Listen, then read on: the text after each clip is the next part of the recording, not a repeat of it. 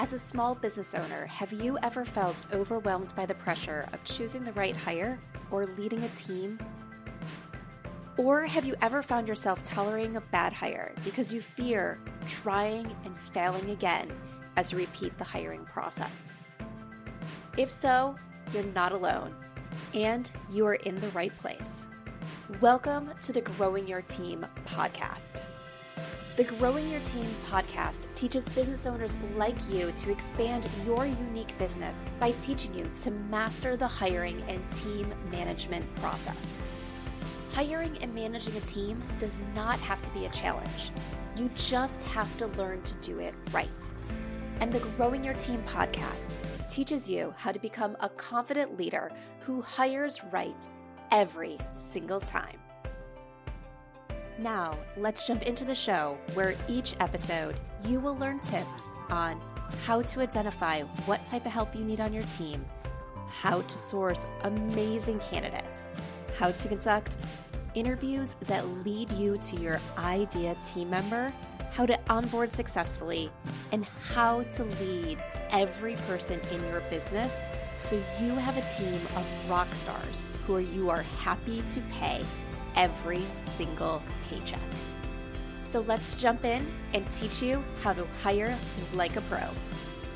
Hello, Jamie Van Kuyk here, and welcome back to the Growing Your Team podcast. Today, I have on guest Gina Cotner. Gina is the CEO of Athena Executive Services, a firm that pairs virtual executive assistants around the United States with swamped and successful entrepreneurs and executives. Her team of high-caliber executive assistants work part-time from home, taking many tasks and projects off the plate of successful people, leaving them free to spend their time where they are needed most. Gina has worked remotely for over 15 years on national and international teams. More recently, she is focused on the work-life balance, wellness, and personal satisfaction of busy professionals. She is known for developing leaders and having them rise up around her. During today's conversation, Gina and I are talking all about team accountability. We are talking about how to build an accountable team from that day one of having a new hire to a team that you know is going to get their work done so you can fully step out of that work. So in Gina's case, she only works a few hours a week because she knows her team is doing the work that they are supposed to be doing. We talk about how to do this from a space that will create safety for you and confidence. So let's jump into the conversation and learn how you can make accountability a natural part of your team's culture. Hi, Gina. Thank you so much for joining us today on the Growing Your Team podcast. Hi, Jamie. Great to be here. Yes, I'm so excited to have you. But before we jump into today's conversation, can you tell everyone a little bit about yourself and what you do? Yeah. So I'm the founder and CEO of a company called Athena Executive Services. And we are part of and in the midst of the vast VA world, virtual assistant world, which is just kind of the wild, wild west right now, just everybody everywhere around the world. And at this point in history, everybody's either had a VA or their brother has, or their former boss has, or their sister has. And people are getting VAs from Argentina and the Philippines and India and all over. And we provide virtual executive assistants. So we're in that industry, but we are what I'd call a top shelf product here in the United States. So everybody's located here in the United States, and we pair up these high caliber, part-time, remote executive assistants with really swamped and really successful business people. So that's the company. And then me as a founder, I founded it 9.5 years ago. So nearly 10 years ago, I took $5,000, drove it mile and a half up the road to my local bank and put it in a bank account and opened a business bank account. And we ran $1 million through that same bank account last year. Wow. And that was our first year. That was our first year of what we call 2 commas. That was the first 2 comma year. About 5 years into it, I had turned over enough of the internal processes to different staff that I was working 10 hours a week. That is So amazing. for about the last 5 years, I've been working 10 hours a week, give or take. And we now have a staff of about 20. And I play a lot of pickleball in my spare time. I don't really have spare time. My calendar is still very full, but about 10 hours of a week goes to Athena Executive Services, and the rest of it goes all kinds of other places. So that's a little bit about me. Yeah, and that is great. Okay, there's so many things in there that you said that I want to touch on, but I just want to start off, Gina, and being like, I feel like for so many of us, that's the entrepreneurship dream. I've had some guests on recently where we talked strictly about the fact that a lot of times we start our own businesses because we want that flexibility, and then we end up working so much in our own business, we're afraid to let go and things like that. So I definitely want to talk about all that as we go on in today's episode. But there was something else that you said. It was like, everyone's had a VA. Everyone's heard of a VA. It's kind of like the wild, wild west out there. And oh my gosh, like I so agree. It's one of those things that for those who listen to my podcast all the time, you've definitely heard me say it, but I'm sure you probably agree is I always tell people are like, I need a VA. And I'm just like, oh my goodness. I'm like, that's the most generic job title out there. Like, what do you mean you need a VA? And I'm sure you kind of agree. It's like there are so many virtual assistants. And sometimes when I say that, I always wanted to caveat of VAs can be great. VAs can be exactly what you need, but you can't just go out and say, I need a VA because that means a million different things depending on which VA you're speaking with. So true. So true. And people have interviewed me before and been like, okay, now you're an expert. So you tell us the difference between a VA and an executive assistant and a personal assistant. And I'm like, there is no clear definition. And I could wax on about that, but to your point, people are trying to figure out what they need. And there's $6 an hour VAs and there's $100 an hour Yeah. VAs. It is the wild, wild west. Yep. And it's one of those things, like as you just said, between a VA and a personal assistant and an executive assistant, they're all same titles for things that could do the exact same work. And they're all titles that someone could, like, you could have 100 people that have that exact same title and they all do different work. Absolutely. So So true. but I would say, as I like to tell people, the essence of that type of role is they're coming in and doing what is typically the behind the scenes work. They might have some customer interaction when it is just kind of that flow in, flow out. Think of like a receptionist or things like that. They're answering calls, answering email, but they're doing kind of the administrative work that allows other people in the organization to get the revenue generating work done. Would you agree with that? I would. I'll just phrase it maybe a little bit differently, which is I think the big thing every leader needs, or owner or founder, whatever you want to, whoever it is they need to be used for their highest and best use.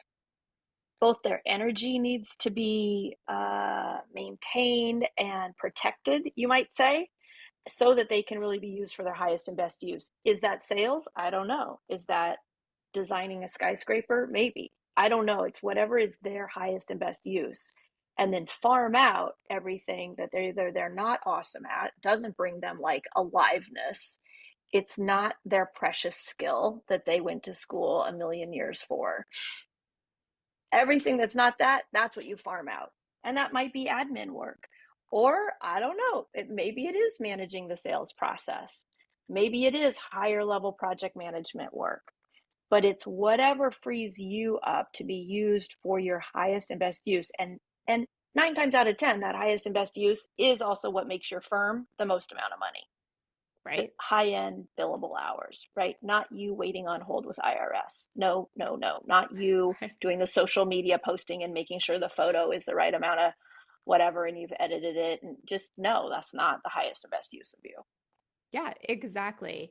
And I think that's like one of the areas where we get stuck is what is the highest and best use of my time? What is worth delegating? What is worth like handing off to someone? And sometimes we get in our own way. And obviously, you've done a great job of getting out of your own way. The fact now that you have a team that's pretty much running your business, so you're allowed to come in and do, what is required of you in your business. So tell us a little bit about that journey. Did you have time over these last 9 years where you found you were in your own way of not delegating what was needed? Or do you think that came a little bit easier because your whole business was around giving people support? Yeah, I think you are the first person in many, many interviews to say, or was it a little bit easier because you're in the very business of delegation? And I think you're spot on. Like, I have to kind of, I don't have to be, but if I wasn't great at delegation, that wasn't already part of like me and what I'm passionate about, I probably wouldn't have made it this far in this business. And oh, lo and behold, Gina Cotner, if you yourself start delegating effectively, you're going to get the benefits of it, and you end up role modeling it. But in the beginning, I was the EA, I was the executive assistant, I was working for the CEO. So, and I would say it was a few years before I had my own EA. So it really Yeah. was, what's the phrase, the cobbler's children have no shoes, the tailor's children have Yes. no clothes. It was Yep. like that, and I acted like I know what it's like to have an EA, I've been an EA. But when I got my own EA, I was like, oh, this is a bit of a different world. So, a couple different parts of the answer to your question. One of the very first things I turned over was because in the beginning, in the first couple of years, as I'm sure many people can relate, I did everything, right? I sent the invoices and I updated QuickBooks and I was doing the social media and I was doing the delivery. I was just doing it all. But it was okay because I was self-employed. And when you first become self-employed, that is freeing unto itself. You're Yeah. not maybe after this thing called I'm going to be a business owner, I'm going to run a staff of 20. You're just free. You're like, I'm not in a cubicle, I'm not spending an hour and a half driving to work. You feel some freedom. And because I could work from anywhere, that was another level of freedom. And then one day I was working from anywhere, and anywhere happened to be Maui. We're on vacation, but it's cool because invoicing has to be done on the 1st and the 16th. And it was the 16th when we were in Maui. Not a problem. I can work from anywhere. I'll just pop open my laptop on the lanai and I'm looking out through paradise. My friends are snorkeling. I am sending invoices. And that was just a moment for me where I was like, oh, Gina, why are you sending invoices? You have executive assistants that work for you. This is not rocket science. This is not genius to send invoices. And that was one line in the sand I just drew and was like, never again am I going on vacation and sending invoices. So that Yeah. was kind of a big turning point. And then when I finally decided, okay, I'm going to hire my own EA, and it felt so bougie is just the word. It just felt fancy. It felt highfalutin. I never told people for like a year because I didn't want to be like, oh, I'll have my assistant work on that. Like that just sounded fancy. But after a while, I started giving her things, right? I'd give her travel plans. I'd give her projects to work on, or maybe step 1, 2, and 3 of a project. I'd take it back at step 4, 5, 6. I'd give it back to her for step 7, 8, 9. And I was like, oh my gosh, I got so excited because while I'm talking to you, now somebody else is working on something. And I felt like there were suddenly two of me. So that's what it was like in the very beginning. Yeah. Yeah, and I think like you said like something that I think is so important and I think we all need to give ourselves grace around this area, but then we all need to also realize we need to stop this behavior. Like the cobbler's children have no shoes. We are so good at doing things for other people that we put ourselves last. I know for myself, I teach people all day around hiring and delegating, the power of delegation. How many people do I have in my team right now? Definitely not enough. Like, because I'm just like, oh, I'll get to that. I'll get to that. I got to do it for my clients. I come last. And we have to realize that our businesses shouldn't come last. We can't, it's like, You can't give from an empty cup as a parent, as a spouse, as a friend. You can't be the person that keeps giving and then focus on yourself last. And we need to realize that for our businesses as well. And as hard as it is, we need to do it. And I think you, Gina, you said something also that's like so spot on. It's just like you felt like kind of taking care of yourself and your business and hiring that assistant was bougie and you didn't want to tell people. And I think that's actually like one of the things that I wrote about in my book, Rise and Finds, was why women don't delegate. And sometimes it's this thing of like, just that it's those mindset blocks of, I must be a failure if I can't do it all. So I'm afraid to let other people help me. I'm afraid to tell other people that I got help because it means I'm not capable of doing it myself. And sometimes we got to get out of that head space and out of that mindset and saying, no, I've grown this business to the point where I can afford someone to help me. I've grown this business to the point where I can't do it all. And that's a marker of success versus a marker of failure. Absolutely. Yeah, we have in our culture, right, working hard is such a high value. And if you're not, it's like, well, what are you really doing? Oh, well, I'm Yes. actually being present with my children. Oh, I actually went to visit my 90-year-old aunt. That's what I'm doing, right? Because tomorrow's not ever coming back. It's Yeah. time is time, money, you can always make money. There's always money to be made. You may not like how you make it, but there's always money to be made. But you cannot make time, and that's what I love about it. Time is the great equalizer. We all get 24 hours in a day. We all get 7 days in a week. We all get 168 hours a week, and it doesn't matter your socioeconomic status. So now what are you gonna do with each of those hours? And who is doing it? So that's why also wellness and tending to one's wellness is not bougie, right? So you might need a VA for that. You might need to order out your groceries so somebody comes and delivers them to your kitchen counter. You might, I don't know, but taking care of yourself is the source of power. Because otherwise, who's writing that email or who's writing that proposal? Somebody who's haggard and exhausted? I mean, that's what I tell my staff when they're like, I'm sick, I'm getting a cold, I don't know, I'm just going to send these last few emails and then I'm going to log off. And I'm like, don't. I don't want you, I love you. I do not want you sending those emails. World peace is not in the balance here. Right. The world can wait. The sky is not falling if those three emails don't go out. You go to bed because I Yeah. want the person tomorrow or 3 days from now who's rested. That's who's going to deliver on the excellence that my firm in particular promises. So if you're not going to deliver excellence, go to bed and get well. Right. Or there's the whole thing of like when there's a team, if those emails are so important to go out, there's probably someone who can jump in and help you so you can take care of yourself. Or Exactly. someone, even if it continues to be your job to send the invoices while you're on vacation, someone else can send those while you're out. You know, having those backups and having that team to support you versus you feeling like everything's on you and only you. Absolutely. It is so true. Okay. So I want to go back and talk a little bit about just accountability and really making it a part of your team culture. So I think that's where a lot of us get held up. And actually, I know from talking to a lot of business owners, is where a lot of business owners get held up. It's okay, I decided I can delegate. I hired my person. Oh gosh, now I have to hold them accountable. How do I do that? What do I do? What if they screw up? Am I allowed? Oh my gosh, I don't want to say the wrong thing and offend them. So let's talk about accountability. How do you keep your team accountable for their work? Yeah, it's huge. I finally have realized, right? Everybody can learn to delegate. But yeah, we are very shy about being held to account in our culture because it gets collapsed with things like I got thrown under the bus.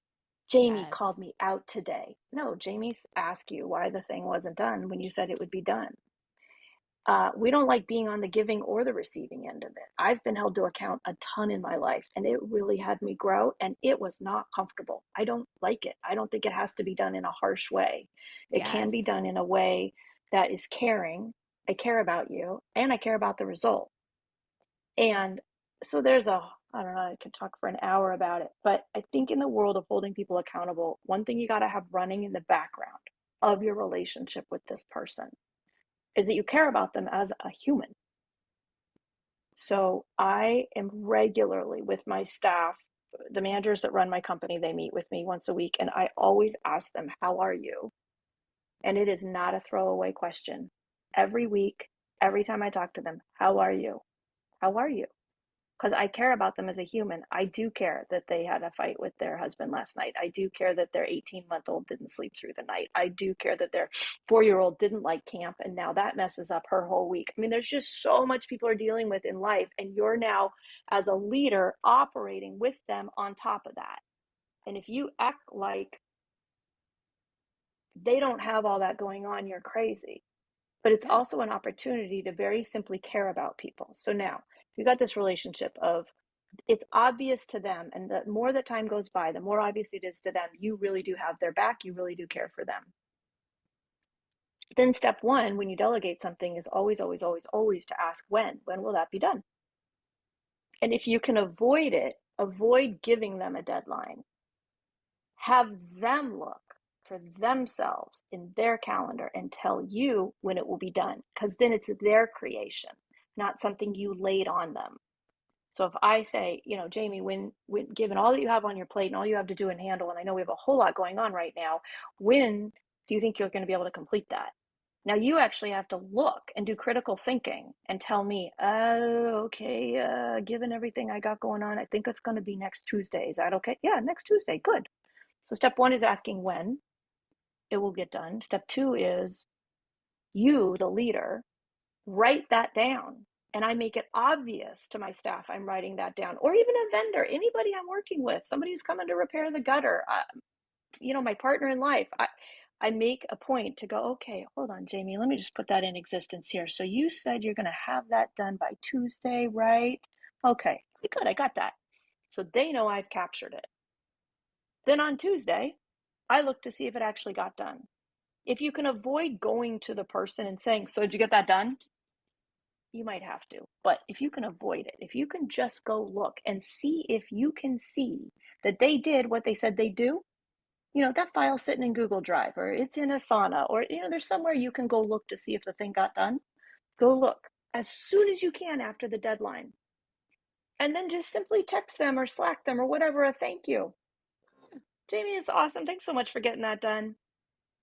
People want to know you noticed. And if you notice every single time and you are consistent, and I mean consistent like gravity, like every time you notice, now maybe it takes you 24 hours to notice, fine, but you never don't notice if something got done on time, people will stop messing with their deadlines with you, because they will start to realize, oh, in this culture, oh man, what I say matters. Holy cow. Now, let's say it didn't get done. I look on Tuesday, it's not done. And that's always the tricky bit, right? So then I will always go to that person. My first assumption is I'm missing something. My first assumption is not they're wrong. So my first assumption, I go, Jamie, do you get that thing done? Because I just didn't see it. Did I miss something? You say, no, I wasn't able to get that done. And here's all my really good reasons why I wasn't able to get that done, right? Everybody has all their very good reasons. Right. And then here's my $1 million question to them. Oh, what got in the way? I'm so curious what got in the way. Now, you should know it is not my assumption that it's them that is the problem. And this is what inspired me to start talking about accountability so much, is if I heard one more business owner say, oh, I just have to hire the right person. I just clearly don't have the right person. Okay, well, this is now your third person. So let's consider the common denominator in this scenario is not the person, right? So if you're committed to having the people around you rise up around you, which I think we are, because I'm thinking my people are great. Why? We hired them. Like, I want to be right about what we did. Either that, or I'm going to go through the same hiring process and I'm going to be in the same place 6 months from now. So I always say, oh, what got in the way?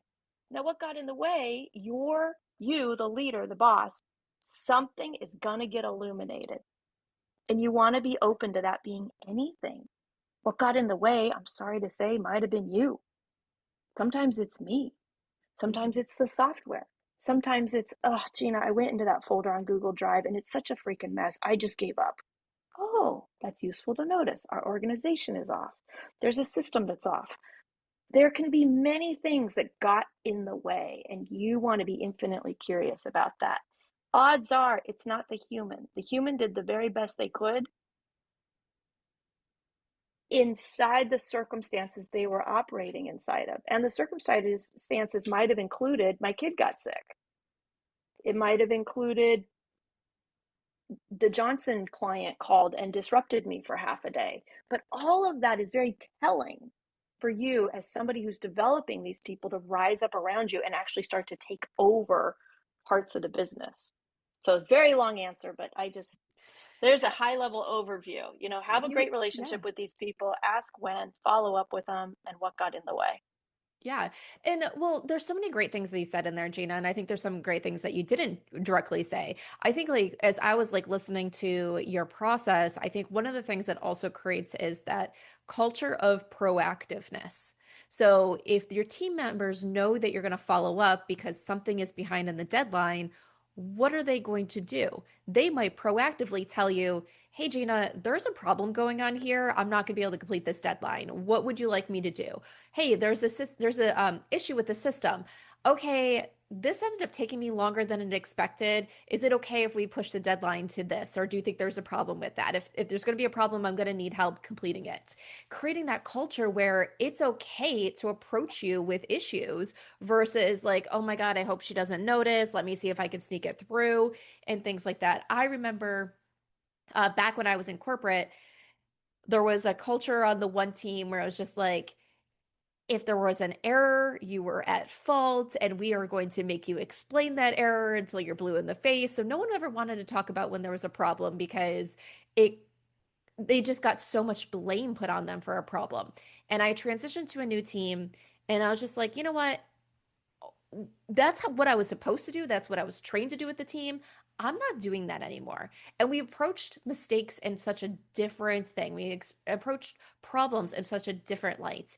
And my team started coming to me with everything to the point where sometimes I'd be like, "Thanks for informing me. I don't really need to know that. Thanks for taking care of it. We're good."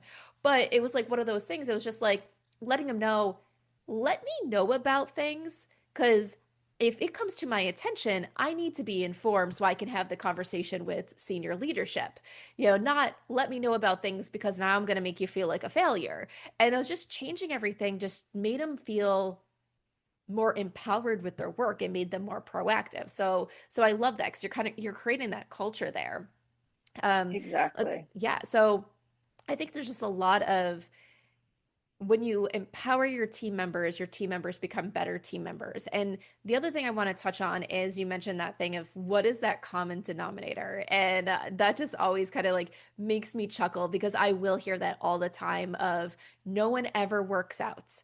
No one, and sometimes because like I'm in the hiring thing, like we really realize that some people have absolutely no skill when it comes to hire. They're hiring people that they just click with on a personality wise, and it's just like, did you ever do any due diligence to make sure this person was actually good for this job?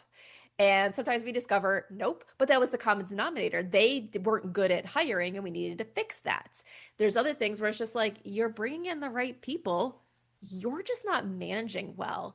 And I hate it when people say, no one wants to work nowadays, everyone's quitting. And I'm just like, that Oh, is not true. They just don't want to yes. work for a bad boss. Yes. And the younger generations will not tolerate it. We would have sucked it up. I'm right in the middle of Gen X. We might have just sucked it up just to climb some ladder. Mm-mm. They're not going to do it, Yeah. which is good. It's having us have to sort our stuff out. I know.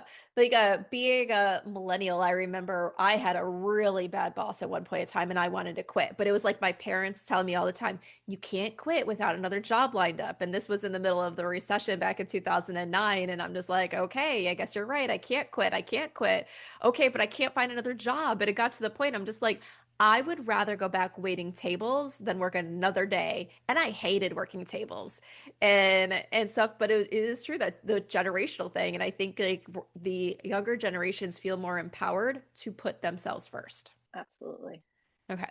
So one of the things that like I want to touch on because I know this was kind of in the notes and everything that from what we discussed before is the thing where that micromanagement versus the follow-up. So I think you said that follow-up is not micromanagement, it's leadership. And I really want to talk more about that because I feel like that's one of the things that gets stuck. I feel like for what you described, I look at that and I say, this great process because you even said you can check yourself. A lot of times at what project management tools and stuff are for, you can see statuses of things without having to really dive deep. But there's probably some of those people being like, oh my God, that sounds like a lot of work. I'm micromanaging my team and things like that. So, talk to us a little bit about that and how this is not micromanagement. Yeah. Well, one thing you can do over time is everything you shared about your team being proactive will happen and makes a big difference. If people are proactively telling you that, you could also train them to come to you and let you know something is complete. So you're not fishing. If you think that I don't have time to go fish and find out if Jamie did what she said she'd do, okay, you could start to train your team. When you say you're going to have something done by Tuesday at noon, I need you Tuesday at noon. I need to at least by then have heard it's done, it's not done, or a repromise. Listen, it's not done, but it will be done by 5 o'clock. I need to hear from you. I need information flowing to me from you, which is a great step.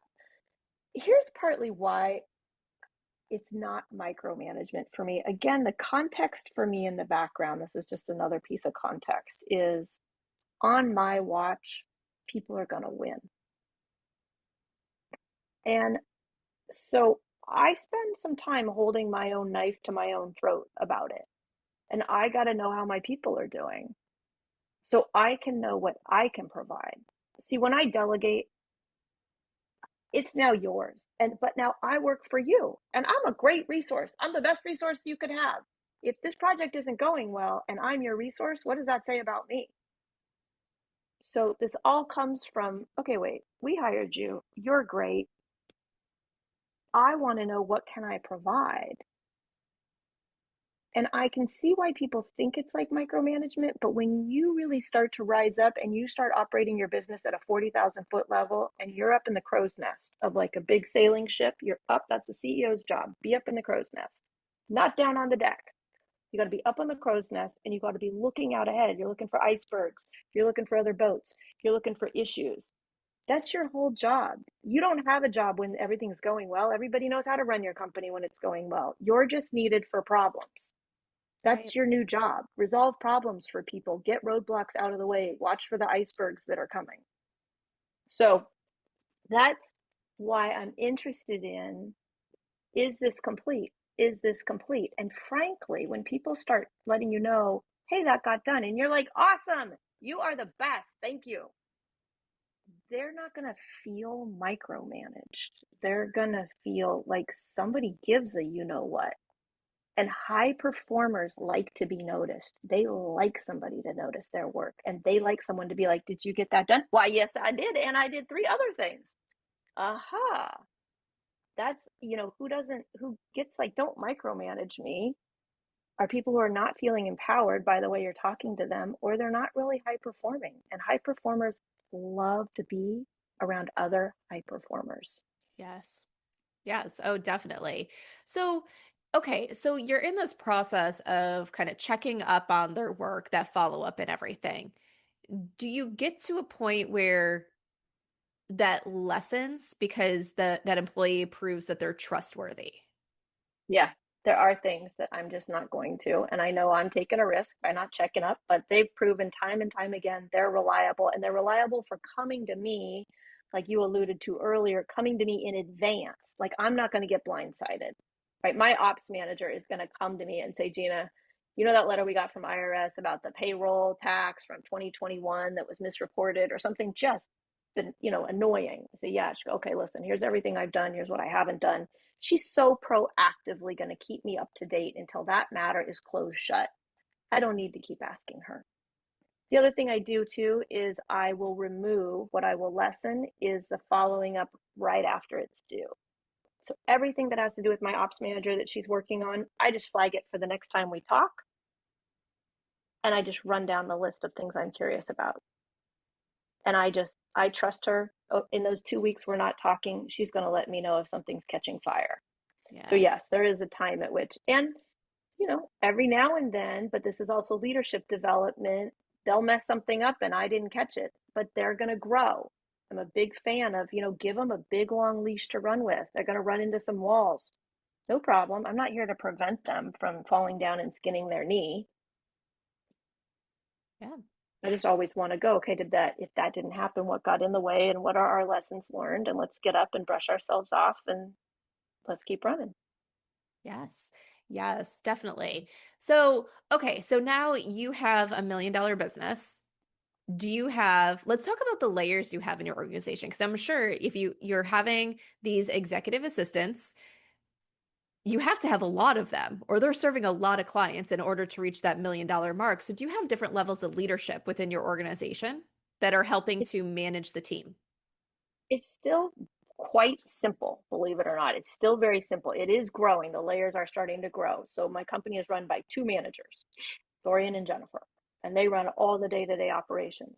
Now they're starting to have departments fill out, right? So under Dorian, now we've got somebody else managing marketing. I'm sorry, under Jennifer, who does biz dev, we've got actually somebody else now managing marketing. We have somebody else managing lead gen. We have somebody over on Dorian's side. She manages all the staff and she has performance coaches.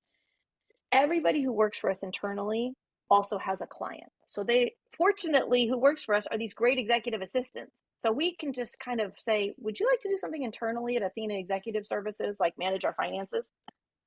So we have a warehouse, you could say, of awesome people already. Now, there's only like 20 of them actually. At any given day, I'd say at our peak, we got maybe close to 30. So at any given time, we have somewhere around 20, 25 clients and around 20 staff. Okay. And the staff, every staff member has a performance coach. And we have three performance coaches. Now, they are all senior executive assistants themselves, but they're just masters. They're like masters of their craft. And so everybody's got somebody they can go to every week and say, this is what I need help with. Somebody's checking in on their life, making sure that they're empowered, they're well. Those are the only layers right now. But we, yeah, we're starting to Yeah. build a few more layers, but so far still fairly simple. But you say something there which I really want to like stress on. You're like, well, okay, we don't have a whole lot of layers, but the layers you have are so important for our business. Because if you think about it this way, you have that person that came in and they come in on the bottom. So they're that, I don't know if you bring in like entry level executives. Well, probably you're bringing in some people who have experience, but still, they're coming in on the bottom level of your organization. And I know a lot of times people these days are like, well, I want growth inside of an organization. And businesses are like, well, I really don't have growth opportunities because we're still a fairly flat organization.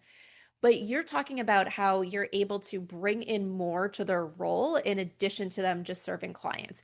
You're able to elevate people where they might or might not have true management titles, but they are leading the team. They are those performance coaches for the team members. You're recognizing that, okay, you started at one level and now you're at a higher level because we're going to call you a senior executive assistant or whatever the title was, that you can build in these levels of growth and these levels of opportunity and these levels of training inside your organization still when it's fairly flat. So even if they're not changing drastically in titles and you're thinking climbing the corporate ladder, they're growing inside your organization. And that is important. That's right. I love it. I love exactly how you said it. Yes, what Jamie said. Yes. All right, Gina. Well, we have to start wrapping up for today. So tell everyone how they can get in touch with you. Yeah, you can get in touch with my firm via our website, which is Athena Executive Services. If you want to learn more about having your own executive assistant, there's a million buttons on there you can push. You'll get connected with Jennifer Tracy herself, and she's awesome to just talk with.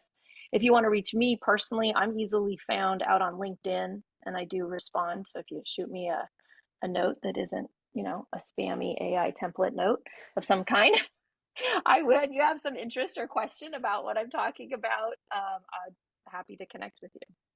Yes, sounds good. All right, Gina, my last question that I love to ask all my guests. We've all had leaders or managers that have stood out to us. Think of a leader or manager that has stood out to you throughout your career and tell us one thing about them. You know what I'll say today is actually somebody from just last year.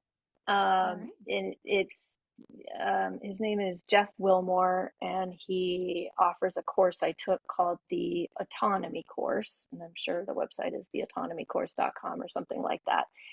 And Jeff Wilmore is just this perfect mix of a lot of business expertise and a lot of compassion for business owners.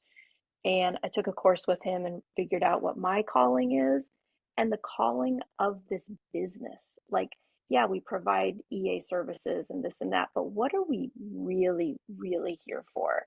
Which, if we do our job in spades, what's that really providing for the life of the people that are our clients? So, just one of those guys who he himself is inspiring. And then what I got from him was inspiring. And if I ever get really in the weeds, he's somebody I just go running to and go, help. And I always feel much better. That is great. Yeah, it's always good to have those people. And I love that example because, you know, when we think of leaders or managers that can impact us, inspire us, sometimes we look at that hierarchy, that person we report to. And it's just that reminder that these people are all around us. You know, they can come from programs, it can come from things that we pay to be a part of. It can come that someone's a great leader that inspires you and you have no hierarchy relationship because it could be your friend that you just watch them be a great leader. So people are all around us, impacting us and helping us become better leaders ourselves. For sure. All right, Gina, thank you so much for joining us today on the Growing Your Team podcast. My pleasure. Are you ready to hire a new team member for your business and you want to ensure you hire the person who can succeed in the role, make you happy, and positively impact your bottom line? Then let's talk and see how growing your team can help you master the art of hiring. Through bespoke hiring frameworks and comprehensive guidance, you will learn how to attract candidates who have the passion you desire and the skills needed to succeed. At Growing Your Team, women entrepreneurs and leaders work with us to help them expand their unique businesses by teaching them how to hire like a pro. Let's connect and see how we can help you. Send me an email at jamie@growingyourteam.com. That's Jamie, Jamie, @growingyourteam.com, or head on over to growingyourteam.com/jumpstart, with jumpstart being all one word, and let's talk about how you can become a confident leader who hires right every single time.